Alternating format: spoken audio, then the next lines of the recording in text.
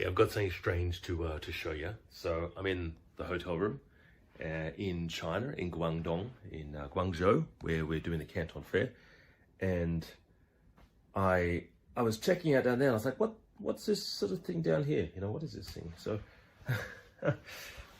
I opened it up, and it's just the strangest thing. I've never seen anything like this before. It's in a hotel room, and I mean, I think that's quite a novel idea. It's a really good idea. And it's just unique how the Chinese sort of hotel suppliers, they invent these products. They're very in terms of innovation.